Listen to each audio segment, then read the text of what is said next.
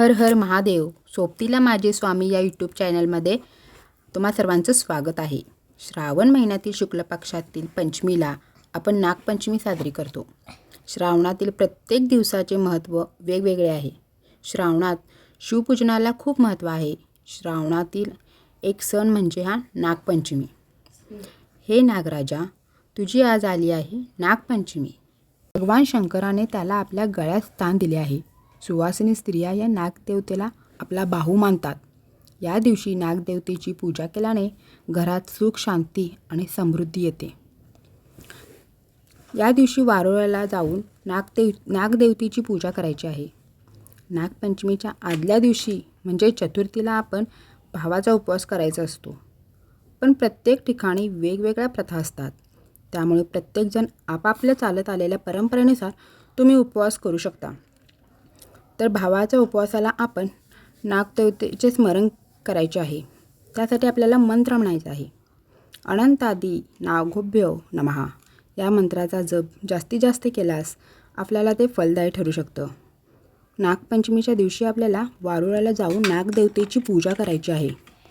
तेथे पूजा करत असताना आपल्याला वारुळावरती हळद कुंकू व्हायचं आहे, गजवस्त्र घालायचं आहे. तसेच नागोबाला वाटीतून दूध घेऊन जायचं आहे. हे दूध आपल्याला खोबऱ्याच्या वाटीने वारुळावरती सोडायचं आहे. त्याचबरोबर ज्या लाह्या असतात त्या तेथे ठेवायच्या आहेत व वारुळाभोवतीसुद्धा थोड्या थोड्या भुरभुरायच्या आहेत. माझ्या गावी अशी पद्धत आहे की ती सांगते, तुम्हाला ऐका. घरापासूनच जास्त नाही पण थोड्याशा अंतरावर म्हणजे शेताच्या बांधावर एक वारुळ होतं.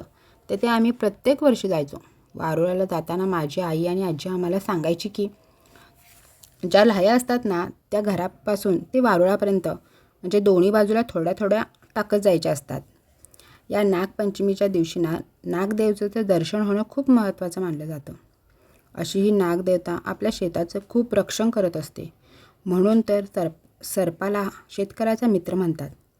तसेच आपण नागदेवतेची पूजा घरातसुद्धा करू शकतो.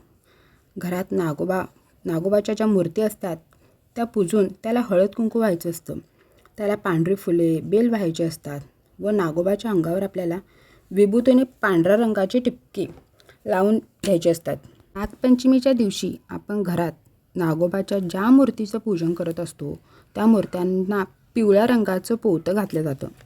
हे पोहतं म्हणजे काय? हे पोहतं पांढऱ्या रंगाचा दोरा घेऊन त्याला हळदीच्या पाण्यात बुडवून ते पिवळ्या रंगाचं करून घ्यायचं आहे आणि हे पोहतं नागोबाच्या गळ्यात घालायचं असतं. या दिवशी उपवास हा कोणीही करू शकतो. स्त्रिया, पुरुष, मुली कोणीही हा उपवास करू शकतो. आणि महत्त्वाचं म्हणजे ज्यांना कोणालाही कालसर्पाचा त्रास होतो किंवा आहे तो या सेवेने कमी होतो. उपवासामध्ये आपण नागदेवतेला गोडाधोडाचा सुद्धा नैवेद्य दाखवायचा असतो. नागपंचमीचा सण हा सुवासिनीचा सण आहे. या दिवशी स्त्रिया या माहेरपणासाठी येत असतात. अजूनही कित्येक ठिकाणी ही प्रथा सुरू आहे.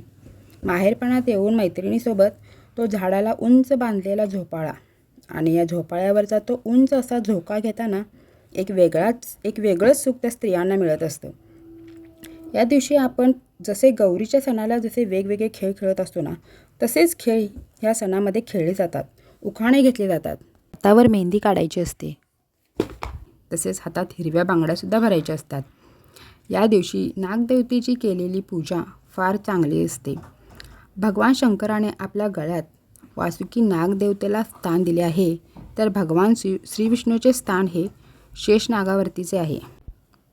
नागपंचमी या दिवशी 9 नागांचे स्मरण केले जाते. म्हणजेच अनंत, वासुकी, शेष, पद्मनाभ, कंबल, शंखपाल, धृतराष्ट्र, तक्षक, कालिजा या नागांचे स्मरण केल्याने भय राहत नाही.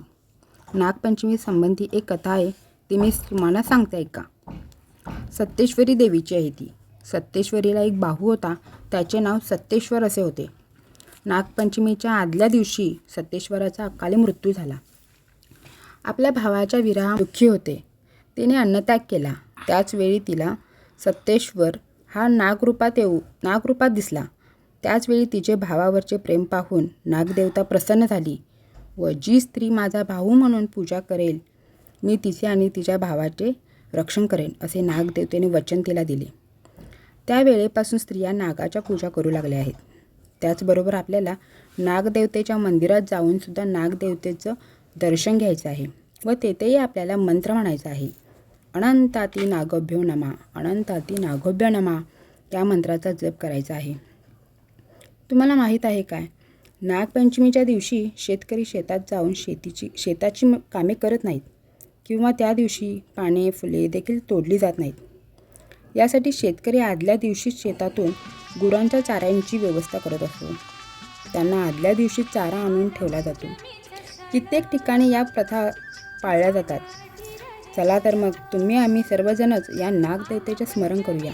अनंताती नागोभ्यो नमा, अनंताती नागोभ्यो नमा. धन्यवाद.